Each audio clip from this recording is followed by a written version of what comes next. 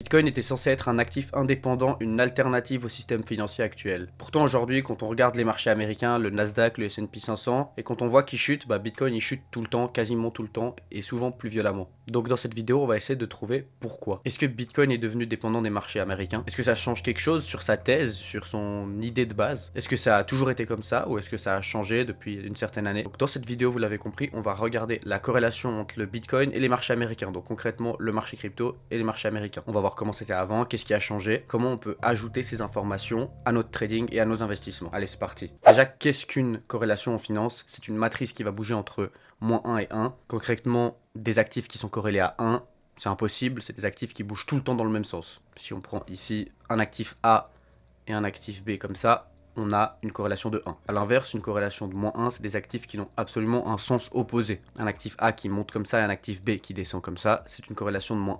Donc vous l'avez compris, c'est des extrêmes, donc ça n'arrive jamais. Qu'est-ce qui pourrait s'en rapprocher? Ici, on pourrait avoir le gold et ici, hop, le dollar. Donc ça va pouvoir être peut-être quelque chose qui va s'en rapprocher. Donc très souvent, quand le gold monte, le dollar retrace et inversement. C'est pas une corrélation de -1, mais c'est ce qui pourrait s'en rapprocher, qui me vient en tête directement. Donc dans cette vidéo, on va partager les recherches en deux parties. C'est d'abord l'avant 2020, l'avant Covid et l'après Covid. Pour ça, ici, on se retrouve sur une charte de Bitcoin qui est vide. Et je vais aussi vous prendre une charte du S&P 500 qui est vide. Pour qu'on puisse un petit peu analyser et regarder tout ça. Déjà, ce qu'il faut comprendre, c'est qu'avant 2020, Bitcoin, il avait une vision très différente qu'il est aujourd'hui. C'était beaucoup plus considéré comme un actif spéculatif, un actif des fois qu'on prenait pour avoir de la diversification aux actions américaines justement, un or numérique, une protection contre l'inflation. Il y avait plein de raisons qui étaient bonnes d'acheter le Bitcoin en décorrélation à des actions au marché américain justement. Il faut savoir aussi qu'avant 2020, c'était un marché qui était beaucoup plus petit et que c'est vraiment toute l'impression monétaire pendant le Covid qui a fait exploser ce marché. Parce que même s'il avait déjà explosé une fois en 2017, que ça avait apporté de la hype un court instant, elle était beaucoup plus institutionnelle et beaucoup moins grand public que celle de 2021. Maintenant qu'on a posé la base, on va plonger directement dans les cas. Donc avant 2020, les études que j'ai pu lire ont montré qu'en fait on avait une corrélation entre 0,1, entre 0 et 0,2 entre concrètement le marché américain et Bitcoin. Donc qu'est-ce que ça veut dire? Ça veut dire que 10 à 20% du temps, ces actifs bougeaient dans le même sens. Donc ce qui est très faible finalement. On n'avait pas de grosses différences à la hausse et à la baisse. Ce qui veut dire qu'avant c'était effectivement un actif qui était décorrélé des marchés américains. Bitcoin faisait sa propre vie. Et sa propre vie était basée sur quoi? Était basée tout simplement sur la Global Net Liquidity, sur la liquidité mondiale. Et sur les cycles globalement, le business cycle. On va regarder ça directement. Donc là on est sur Bitcoin. Et on va voir que avant 2020, on était plutôt sur un schéma de pump and dump. Vous voyez ici, gros pump en 2017. Retracement, on fait plus rien, on consolide, gros pump en 2021, retracement. Maintenant, je vous prends cette charte de la Global Net Liquidity, c'est concrètement la liquidité mondiale. Et en fait, on va voir que Bitcoin est très corrélé à la liquidité mondiale.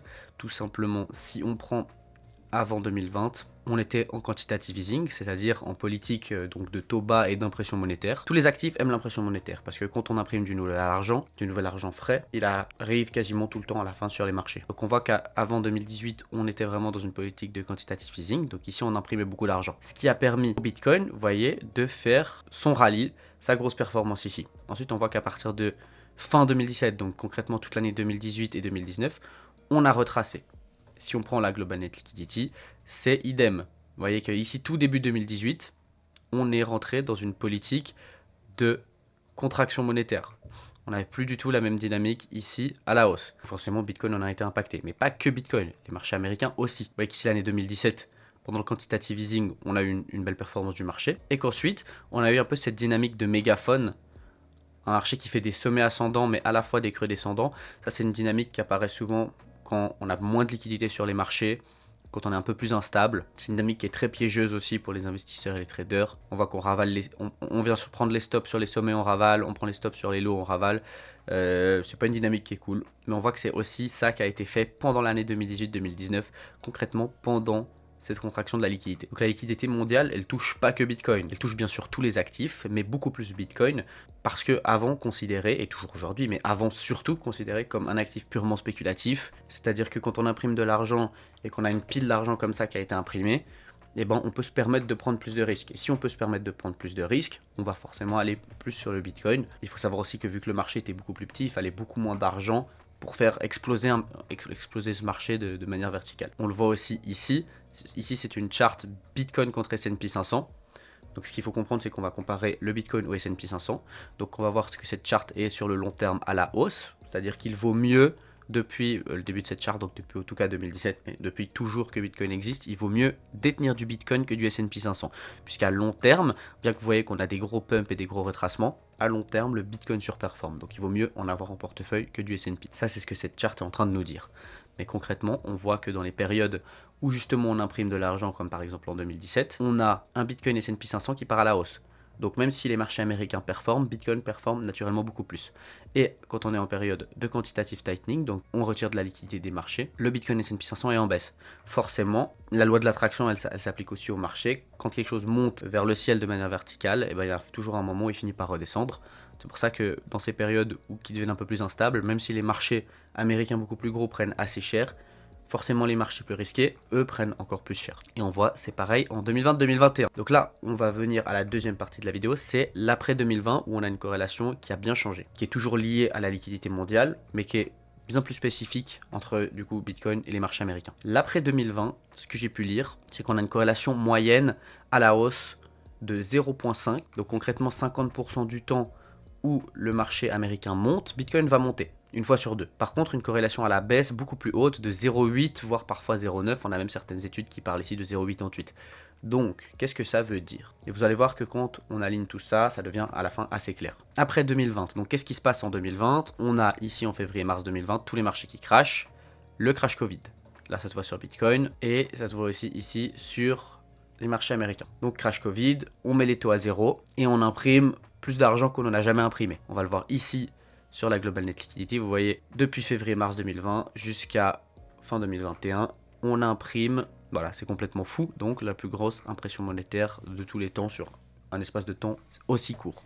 Donc là, forcément, si vous avez suivi le début de la vidéo, qu'est-ce qui va se passer? On va avoir tout simplement Bitcoin qui va, dans un premier temps, exploser. Les indices américains qui, eux aussi, vont beaucoup monter. Un Bitcoin contre S&P 500 qui va surperformer, forcément. Donc on voit ici depuis le crash Covid que Bitcoin a surperformé le S&P 500 jusqu'à, tiens, à peu près milieu fin 2021, comme c'est bizarre, avant justement de sous-performer. Et ensuite, on a ce retournement qui arrive en 2022. Pourquoi? Parce que depuis 2022, on n'est plus dans cette politique d'expansion, on est dans cette politique de quantitative tightening, de réduction de la liquidité, après tous ces excès qu'on a fait en 2021. Ce qui s'est passé pendant le Covid aussi, c'est qu'on a ce marché qui est vraiment institutionnalisé, mais qui s'est aussi beaucoup ouvert au retail. Tout le monde parlait de crypto en 2021. On avait des petites cryptos qui faisaient des fois 1000. Même Bitcoin a fait plus d'un fois 30. Il s'est éloigné très très loin de son prix de production. On a eu des grosses exagérations. Le point de vue de Bitcoin a changé depuis cette période-là. Il est un peu moins vu comme un actif seulement spéculatif. Il est maintenant rangé plutôt dans la case actif risqué. Donc vous êtes une grande institution, vous êtes un hedge fund, vous êtes une banque. Vous avez des quantités gigantesques d'actifs américains, par exemple de S&P 500. Qu'est-ce qui va se passer? Quand vos marchés vont monter, vous allez pouvoir vous permettre ou non d'acheter des actifs plus risqués, donc d'acheter du Bitcoin. C'est pour ça qu'une fois sur deux, quand les marchés américains montent, Bitcoin monte. Mais c'est pas tout le temps pareil. Si on prend typiquement ici durant l'été 2024, on voit que Bitcoin a fait un range carrément un peu plus à la baisse. Là où les marchés américains, en l'été 2024, vous voyez ici, on a une dynamique de hausse. Donc ici on a typiquement un exemple où les marchés américains ont monté et où Bitcoin, lui, a fait du surplace, voire de la baisse. On dirait pas ici, mais du point le plus haut au point le plus bas, on a quand même perdu 32%, donc quand même une dynamique baissière. Donc vous êtes une grosse institution, vous avez beaucoup de ces indices américains, revenons. Quand on a des corrections sur les indices, qu'elles viennent de la géopolitique, qu'elles viennent de contraction de liquidité, peu importe, qu'est-ce que vous allez faire? Comme ces institutions sont principalement positionnées souvent à levier sur les indices, profiter de plus haut rendement, ou via des options, ou via d'autres mécaniques financières qui leur sont plus propres, vous allez vous débarrasser forcément de vos actifs les plus risqués lorsque vos plus grosses positions corrigent pour être sûr de ne pas avoir d'appel de marge. Donc vous allez recentrer vos positions. C'est pour ça qu'à chaque fois que les marchés américains corrigent depuis 2020, donc si on le voit ici 2022, on a Bitcoin qui corrige. On voit ici juillet 2023, octobre 2023, ici, Bitcoin corrige, mais on parle quand même d'un moins 21%. Ici, vous voyez, avril-mai 2024, bah c'est dès qu'on a commencé à baisser sur Bitcoin à l'été 2024. Avril 2025, ici, avec les tarifs de Donald Trump, on a baissé sur Bitcoin. Bref, vous l'avez compris. Et vous voyez que depuis ici, on a des marchés américains qui sont en hausse. On est en hausse de plus de 44%, alors que le Bitcoin est plus bas que son bas du mois d'avril 2024. Donc on a une dynamique où les marchés américains montent, mais Bitcoin, lui, baisse. Et c'est vraiment ça qu'il faut comprendre. Aujourd'hui, Bitcoin, il est rangé plutôt dans la case actif risqué, plutôt que actif, un peu comme l'or numérique, décorrélé. Et on voit d'ailleurs que la corrélation est beaucoup plus grande. 9 fois, 8 fois sur 10 où les marchés américains baissent, Bitcoin baisse. Il est vendu en premier. Est-ce qu'à long terme, ça finira par changer? Je pense que oui, puisque finalement, rien ne change à la thèse de Bitcoin. Il reste toujours le même, à 1 dollar ou à 80 000 dollars. Et on voit que de toute façon, au fur et à mesure des années, plus il prend en capitalisation, forcément moins un petit peu il bouge. Et à long terme, il aura plus des mouvements pour moi qui vont s'apparenter à ceux de l'or plutôt qu'à ceux des indices américains. Et pourquoi c'est important de savoir ça? Parce que vous, si vous êtes investisseur ou trader sur les marchés crypto, on voit que ça a bien changé et que c'est maintenant très corrélé à la tech, au marché américain. Et donc vous devez aussi regarder les marchés américains. Vous pouvez plus seulement regarder que votre marché crypto et baser vos analyses et baser vos trades là-dessus. Vous devez regarder les marchés américains, vous devez regarder la liquidité mondiale. Parce que comme je l'ai montré avec 1 million d'exemples dans cette vidéo, finalement tout est lié à la liquidité. Voilà, j'espère que vous avez apprécié cette petite vidéo. Elle était assez courte, mais le sujet est quand même assez intéressant. Donc aujourd'hui, même si tu as 100% de crypto dans ton portefeuille,